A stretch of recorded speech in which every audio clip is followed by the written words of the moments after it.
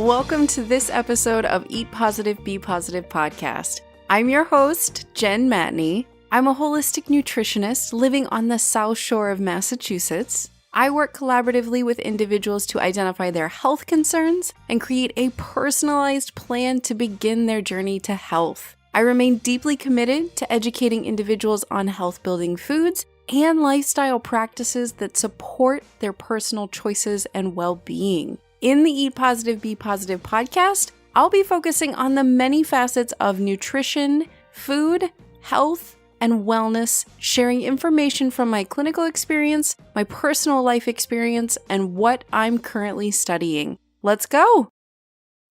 Quickly, just before we dive into today's episode, please keep in mind this podcast is meant for educational purposes only and should never be used as a replacement for medical diagnosis or medical treatment. Any listener with existing medical problems should consult with an integrative, functional, or medical doctor.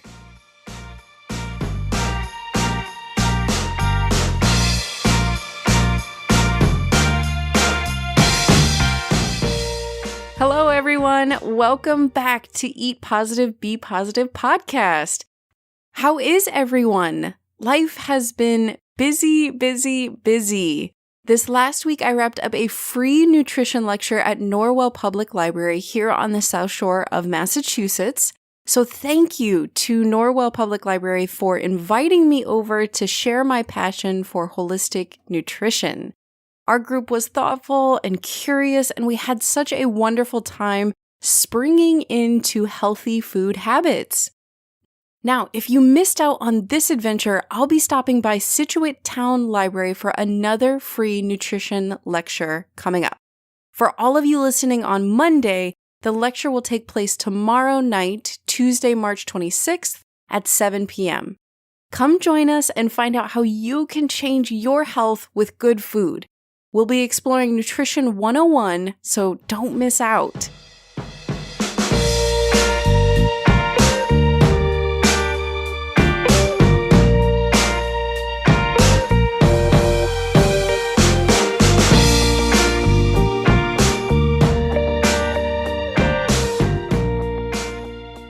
Let's get right into our topic today. Today is part 2 of our listener Q&A episodes. I've chosen another 4 listener questions to explore today, and part 1 covered great topics such as how much fiber you need to consume or how we stay on track with our health goals. So if you haven't listened to part 1, definitely check it out. It's from last Monday. Part 2 has some great gems as well. I'm really excited to dive right in. But I received so many wonderful questions from you all. Thank you. Because I have so many other wonderful topics I'd love to share with you all, I'm going to keep it to 2 parts for now, but we'll definitely have to revisit the Q&A episodes from time to time as I love hearing all of your inquiries and finding ways to support you in your health journey today. Next week, we're going to dive into how to manage our emotional eating. We'll go into some reasons we might be overeating and some healing strategies to manage emotional eating. So stay tuned for that. Question number 1 comes from Jack, and he asks, is caffeine good for you? Well, first, let me start off by saying thank you to Jack for sending along such an insightful question. I really honestly get this question often, along with other similar types of questions, like is kale good for you or is sugar really bad for you? And caffeine is one of those substances we've all heard good and bad things about. So let's break it down.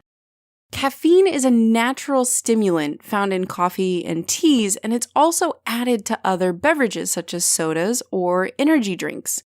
Because caffeine stimulates our nervous system, it can actually build health by boosting our metabolism and managing weight to some extent. Caffeine can also help our body's ability to utilize fat as fuel when we exercise, which can increase our endurance, which is really great. There are also a wide range of scientific studies showing caffeine can support our health in different ways by decreasing our risk for cancer, protecting our liver health, improving our gut health, etc. On the other hand, consuming caffeine can cause anxiety or produce tremors because it is a stimulant. Depending on the quantity we consume or the time of day, caffeine can affect our ability to fall asleep or remain asleep throughout the night. Caffeine is also a diuretic, which can cause dehydration. So my recommendation, in a nutshell, is to consume caffeine moderately, maybe 1 or 2 cups every day or less. And you definitely want to be consuming your caffeine in natural beverages like coffee or tea. Green tea is one of my favorite beverages right now. I drink it constantly. I highly recommend consuming green tea throughout your day. And green tea actually has a lot less caffeine than coffee does, so you can get away with consuming 3 or 4 cups of green tea to the 1 or 2 cups of caffeine in your coffee. You definitely want to be aware of how much sugar or dairy you add to your caffeinated beverages. Typically that's with coffee, but some people add dairy or sweetener to their tea, especially black tea. And you want to keep that in mind because of how much added sugar or how much added potentially inflammatory foods you might be incorporating into your diet. You also want to bear in mind how much you utilize caffeine for wakefulness. Using stimulants in place of proper nutrition, exercise, and sleep can be incredibly damaging to our health in the long term. So we definitely want to be building our health with nutrition, exercise, and sleep, and using caffeine as a way to build our health in moderate, small amounts, and black if possible, straight up. The most important thing I want to say about caffeine is that it is addictive, and some people are more affected than others by this substance. So it's important that you stay focused on your food awareness and your food positivity, and you keep an open mind to how caffeine is affecting you. The next question comes from Deanna, and she asks, how does yoga help your body? Thank you, Deanna, for this wonderful question. Practicing yoga can actually be incredibly health building, and it's one of my favorite ways to build my own health. First of all, yoga helps you to return to your breathing. Now, we went over breathing practices in episode 2, so if you missed out on that, definitely go back and check it out. And yoga was one of the activities I mentioned to support this. When we return to our breath, we immediately initiate our parasympathetic nervous system, which is our rest and relax system. Yoga supports deep breathing and initiation of this parasympathetic nervous system, which decreases our stress, reduces anxiety, and can even help decrease symptoms of depression, which is mind-blowing. Yoga has also been shown to lower inflammation in the body and support our heart health. Incorporating a yoga practice into our wellness plans can improve our flexibility and balance and can also help us manage chronic pain. Everyone can find a yoga practice for their current ability, flexibility, and their schedule. Find a sitting or a standing practice that works for you, and you can do it through classes, apps, or videos online and start building your health today with yoga.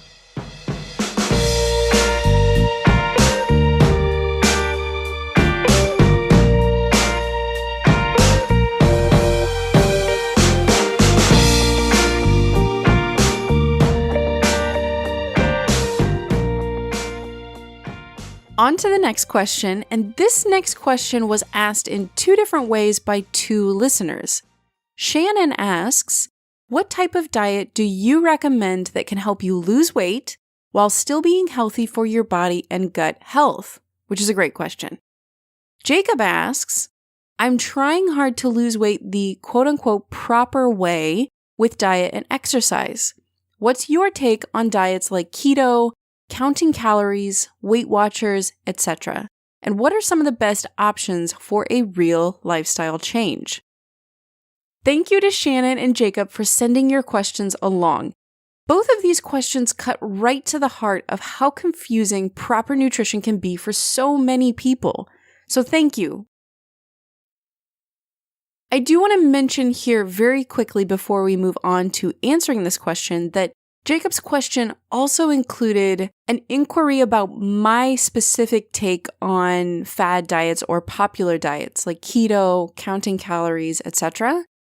And I definitely think I want to have a dedicated episode specifically for that, where I'll choose some currently popular diets and kind of give you guys an idea of what my take is on those particular diets.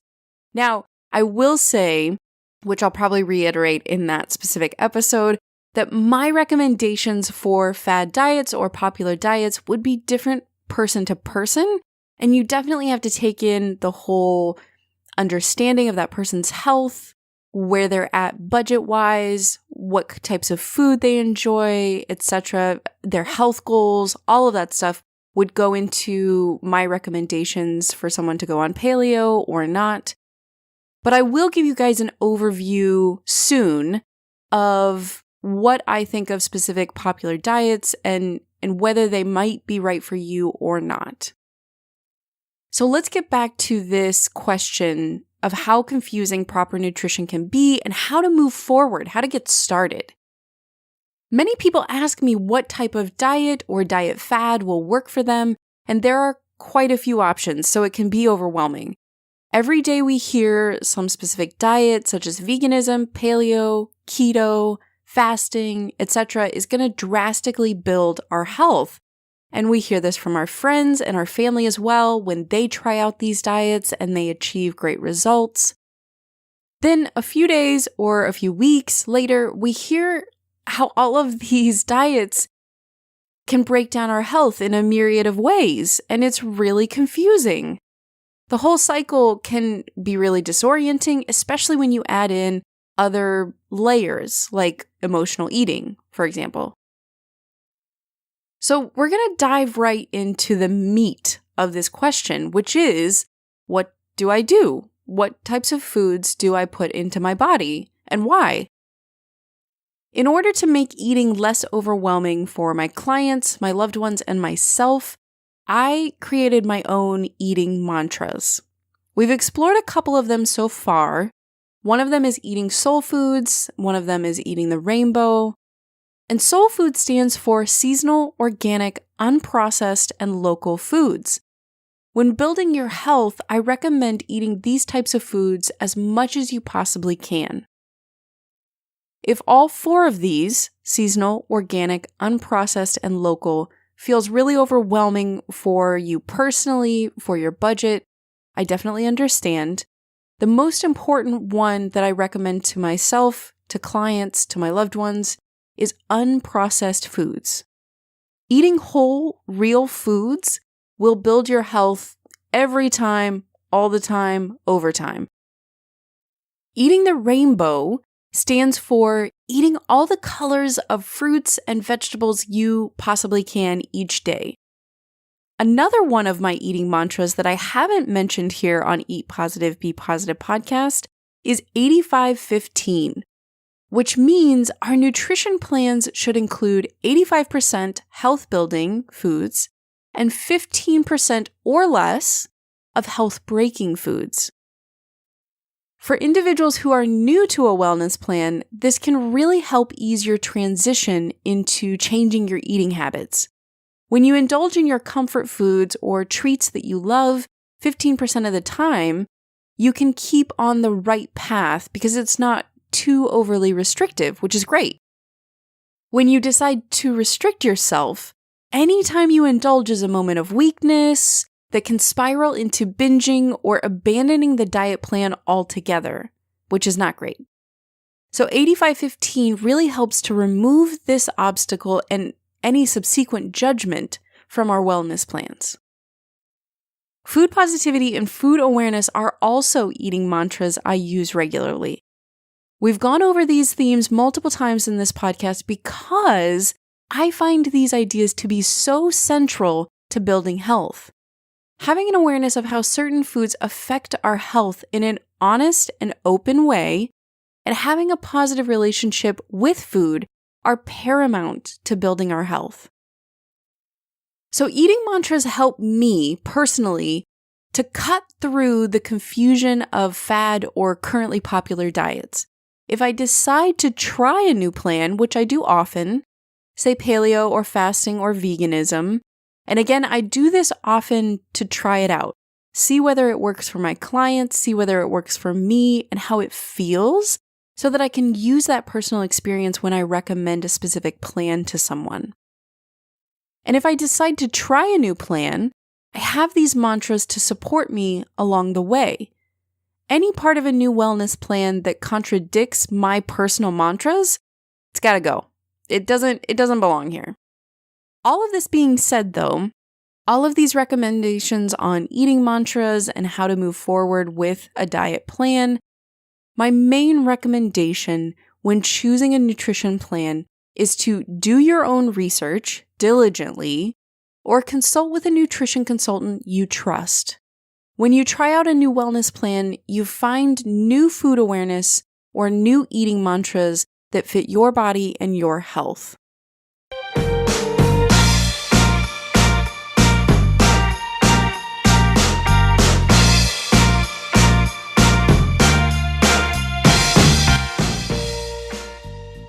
Food for thought again this week is seeking answers. Now that we've touched on a good amount of listener inquiries and we've explored how to build our health with answering these questions, I'm curious, what is your question? Like I mentioned earlier in this episode, we'll definitely be revisiting these Q&A episodes regularly. So if you have a question, what do you got to lose? Send it along and we'll explore some answers to help you navigate your health journey.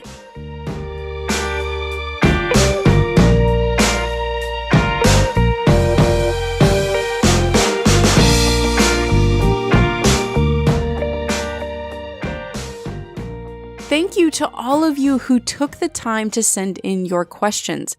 Hopefully, these wonderfully thoughtful questions supported every listener in their health journey moving forward. And hopefully I did a pretty good job of answering all of your listener questions with my personal and clinical experience. Hopefully it was really well-rounded and gave you an idea of how to move forward. Next week, we're going to be diving into how to manage our emotional eating. We'll go into some reasons why we might be overeating or binging, and we'll talk about some healing strategies to manage emotional eating, so stay tuned for that. If you have a question you'd like to send along, please email eatpositivebepositive@gmail.com. Also keep in mind that March is launch month for Eat Positive, Be Positive podcast, which means it's giveaway month. I want to show my appreciation to all of you listeners out there with a whole month of nutrition meetings for one lucky listener. I'm including an initial consult where we'll go over your health goals and any health conditions you might have. I'll also be creating an individualized diet and lifestyle plan specifically for you and your goals. And we'll have 2 additional support meetings where we get a feeling for how things are working and if any changes need to be made. We'll do all of that in our support meetings. That's 4 meetings in total for one of you lucky listeners to start your health journey today. And it's a small way for me to show you all my thanks for listening each week to Eat Positive, Be Positive podcast. Before we go into how to enter the giveaway, please keep in mind that March 31st is the deadline for entering this particular giveaway. Don't forget and miss out on this free opportunity.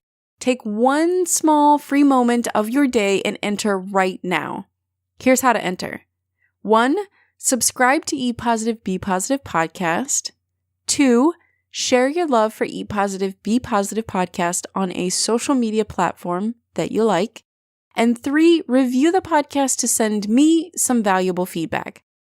Eat Positive, Be Positive podcast is now available on iTunes, and iTunes makes it incredibly easy to enter for this giveaway.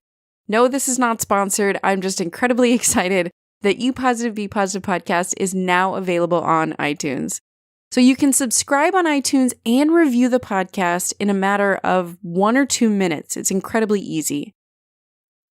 Then just share your love. And if you're sharing via Instagram or Facebook, please tag me. I'd love to see all of the wonderful things that you're sharing about Eat Positive, Be Positive podcast. My handles for both Instagram and Facebook is @eatpositivebepositive. So the giveaway is really as easy as 1, 2, 3. Subscribe, review, and share your love for Eat Positive, Be Positive podcast. Once you've done all 3 of those things, just send your email to eatpositivebepositive@gmail.com so I know that you've entered, and I'll choose a random winner from there. Good luck to everyone! Thank you so much to everyone listening out there. Until next time, be kind to yourself, be positive, and be well.